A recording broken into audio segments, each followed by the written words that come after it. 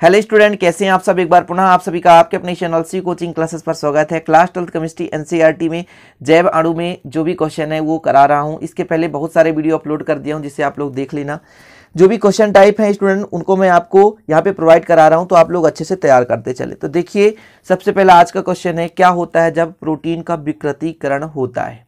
Simple है student, ध्यान दीजिए। विकृत होना मतलब अलग हो जाना, अलग हो जाना। स्कंदन, जैसे दूध है फट जाता है तो विकृत हो जाता है। दूध में यदि आप क्या डाल दें, नींबू डाल दें तो वो फट जाएगा। यदि फट गया तो विकृतीकरण हो गया। जैसे आप लोग देखे होंगे, कभी आप पनीर खाए होंगे, पनीर है ना, पनीर क्या होता है स्टूडेंट, दूध के विकृतीकरण से ही अलग किया जाता है। तो प्रोटीन ऊष्मा तथा रसायनों से प्रभावित होते हैं, जैसे गर्म है या रासायनिक कोई पदार्थ डाल दें। प्रोटीन को गर्म करने पर अथवा रासायनिक यौगिकों से क्रिया कराने पर इनकी जैविक क्रियाशीलता नष्ट हो जाती है। ये विकृत और स्कंदित होकर अविलेय हो जाते हैं। इस क्रिया को प्रोटीन का विकृतीकरण कहते हैं।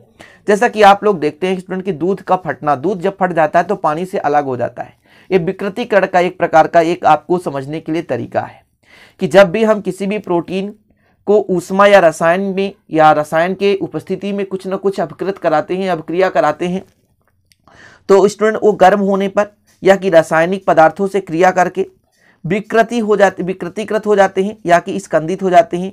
उसमें जो आपका परिक्षेपण माध्यम परिक्षिप्त अवस्था से अलग हो जाता है। इस क्रिया को हम कहते हैं प्रोटीन का विकृतीकरण। ठीक है, विकृतीकरण से प्रोटीन की जो है प्राथमिक संरचना अपरिवर्तित रहती है, मतलब प्राथमिक संरचना बदलती नहीं है, किंतु द्वितीयक एवं तृतीयक संरचना में परिवर्तन हो जाता है। जैसे एग्जाम्पल के तौर पर जब अंडे को उबालते हैं, यहाँ पर अंडा है, ठीक है, जब अंडे को उबालते हैं तो पानी में कुछ समय के लिए रखा जाता है। ठीक है, तो क्या होता है स्टूडेंट, जब अंडा उबालते हैं तो इसके जो प्रोटीन है विकृतीकृत होकर के अविलेय रेशेदार प्रोटीन में परिवर्तित हो जाते हैं। ठीक है, ये एग्जाम्पल है कि अंडे को जब हम उबालते हैं, किसको, अंडे को उबालते हैं, तो अंडे के अंदर प्रोटीन होता है। प्रोटीन की जो संरचना होती है उसमें क्या होता है, स्कंदन होता है, वो विकृतीकृत होता है, और जो प्रोटीन होता है वो अविलेय रेशेदार प्रोटीन में परिवर्तित हो जाता है। तो ये विकृतीकरण का उदाहरण है। इसमें एक क्वेश्चन ऐसे पूछा जाता है कि क्या होता है जब अंडे को उबाला जाता है। तो अंडे को जब उबाला जाता है तो उसके अंदर जो प्रोटीन होता है उसका विकृतीकरण होता है, और जो प्रोटीन होता है वो रेशेदार प्रोटीन में परिवर्तित हो जाता है। इसलिए अंडे के अंदर का पानी गायब हो जाता है और स्टूडेंट वो पानी उन्हीं रेशेदार प्रोटीन के बीच अवशोषित हो जाता है, साथ ही कुछ रिक्त स्थान रह जाता है। ऐसे क्वेश्चन पूछा जाता है। ठीक, एक छोटा सा क्वेश्चन है, अल्फा एमिनो अम्ल तथा प्रोटीन में दो अंतर लिखना है। अल्फा एमिनो अम्ल और प्रोटीन में, तो देखिए अल्फा एमिनो अम्ल में सरल यौगिक जिनमें एमिनो अम्ल तथा कार्बोक्सिलिक अम्ल समूह होता है एमिनो अम्ल कहलाता है। एमिनो अम्ल है क्या, इसमें जिसमें भी दो समूह होते हैं, कौन कौन से, एक सरल एमिनो अम्ल है ना, और एक कार्बोक्सिलिक अम्ल समूह होता है, उसे अल्फा एमिनो अम्ल कहते हैं, अल्फा एमिनो अम्ल। ठीक है, एमिनो अम्ल का अलग से टॉपिक में कवर करा दूंगा, अभी यहाँ पे क्वेश्चन करा रहा हूँ स्टूडेंट, इसलिए आपको समझना है। प्रोटीन क्या है, जटिल नाइट्रोजन युक्त कार्बनिक यौगिक होता है ना, जटिल नाइट्रोजन युक्त यौगिक होता है, और एक प्रकार से स्टूडेंट जिसे हम क्या कहते हैं, प्रोटीन कहते हैं। जटिल नाइट्रोजन युक्त कार्बनिक यौगिक ही क्या कहलाता है, प्रोटीन कहलाता है। एमिनो अम्ल के संयोजन से डाइपेप्टाइड, पॉलीपेप्टाइड तथा प्रोटीन बनते हैं। एमिनो अम्ल जब आपस में संयोग होता है तो क्या बनता है, प्रोटीन, और प्रोटीन के जल अपघटन से एमिनो अम्ल बनते हैं। मतलब एमिनो अम्ल से ही प्रोटीन बना, और जब प्रोटीन को तोड़ेंगे तो क्या बन जाएगा, एमिनो अम्ल बनेगा। मतलब सूक्ष्म रूप है एमिनो अम्ल, और जब एमिनो अम्ल आपस में जुड़ते हैं तो प्रोटीन का निर्माण करता है। ठीक है प्यारे भाइयों, इतना क्लियर हो गया। तो दो क्वेश्चन हो गए। अब तीसरा क्वेश्चन है, ग्लाइकोजन क्या है तथा ये स्टार्च से किस प्रकार से भिन्न है।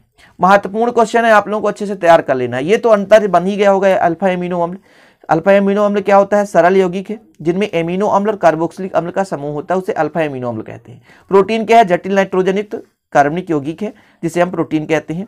अल्फा एमिनो अम्ल को आपस में जोड़ते हैं तो क्या बनता है, पॉलीपेप्टाइड बनता है, डाइपेप्टाइड बनता है या प्रोटीन बनता है। लेकिन प्रोटीन का जल अपघटन करते हैं तो एमिनो अम्ल बनता है। ग्लाइकोजन है क्या, है ना, स्टार्च से किस प्रकार से भिन्न होता है। तो देखिए, कार्बोहाइड्रेट जंतुओं के शरीर में ग्लाइकोजन के रूप में संग्रहित होता है। ये यकृत, मांसपेशियों तथा मस्तिष्क में उपस्थित होते हैं। इसका आंसर यही है। ग्लाइकोजन है क्या, ग्लाइकोजन क्या है, तो जो ग्लाइकोजन होता है स्टूडेंट वो हमारे शरीर में उपस्थित होता है। कहाँ रहता है, तो यकृत में, मांसपेशियों में। ठीक है, कार्बोहाइड्रेट ही एक प्रकार से ग्लाइकोजन का रूप होता है।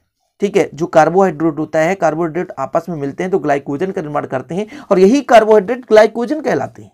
जो कि शरीर में संग्रहित होते हैं यकृत और मांसपेशियों में, ठीक है, साथ में मस्तिष्क में उपस्थित रहते हैं।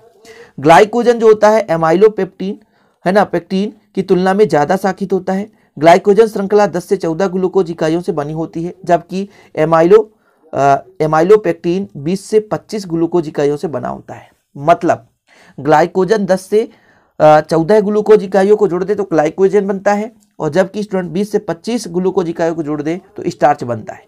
कहता है ना क्वेश्चन कि स्टार्च किस प्रकार से भिन्न है, तो स्टार्च जो होती है एक लंबी शाखित श्रृंखला होती है, जबकि स्टूडेंट जो आपका ग्लाइकोजन है वो लंबी श्रृंखला नहीं होती है।